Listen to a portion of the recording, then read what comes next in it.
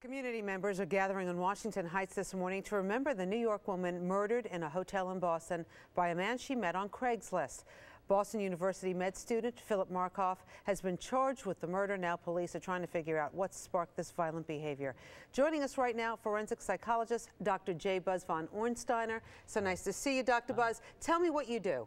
Well, I run a mental health court in Brooklyn at the point of arraignment. I work with individuals who've been arrested for low-level minor misdemeanor crimes, and in lieu of incarceration, the judge, the district attorney, their lawyer use me as an alternative, and they actually see me, and they work with me in my program, and I look at them, I give them case management services. What is a forensic psychologist? What do you do exactly? Forensic psychologist works with people who are in forensics in criminal behavior. Anything that's related to criminal behavior, anything that's related to incarceration or the court service, that's forensics. Very, very simple. Okay, let's talk about Phillip Markoff right now.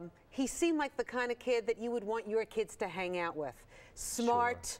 Pre-med student, athlete, good heart, you know, volunteered at the local hospital. You're right. No, it skews our brain because we make assumptions about people. We assume if a person's leading a structured and productive life, that they're in school, that they seemingly have a good background, that they're okay. But those are our assumptions. They make a great appearance, but then we have to also look at the individual. And this individual seemed to be very mysterious, maybe had possibly a double life, but all we saw was the one side he wanted us to see. And in that situation, you can't blame us for saying, hey, this guy looks okay.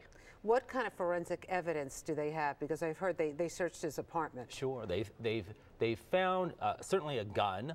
They found material that he could then handcuff people with. Yeah, that plastic ties, stuff. Yes. And so that shows premeditation. And then in addition to that, it appears he had high-risk behaviors such as gambling and possibly had gambling debts. He didn't see he had the support services, or he didn't choose those kind of support services. Instead, he went after criminal activity, or he has always been engaging in some kind of criminal behavior. He just never got caught before. Why would he keep this stuff in his apartment? Did he want to get caught? Well, you know, we always say that. Do they want to get caught? But what I see is, over time, the person does become careless. Over time, the stressors and the anxieties become so monumental that then they start kind of slipping up. They start kind of engaging in high-risk behaviors that then could possibly lead to getting caught because they almost reach the point that they don't care. High-risk behaviors then become greater high-risk behaviors because they're caught like a hamster in a wheel. They just keep going around and around and around. He had debts. If we perceive that to be true, he had gambling debts. The debts kept getting higher. He might have had pressures from people he had been given money from, and then his high-risk behaviors then got higher. So it all kind of peaks.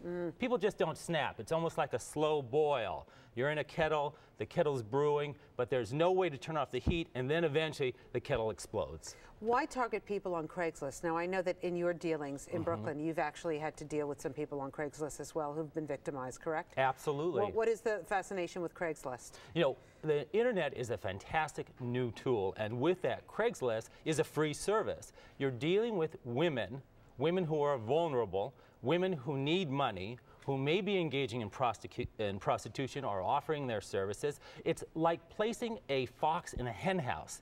This individual then can go to these women. They're in a private room. They don't have any support services. They don't have a relationship with the police because they're engaging in an illegal activity, and then he's robbing them.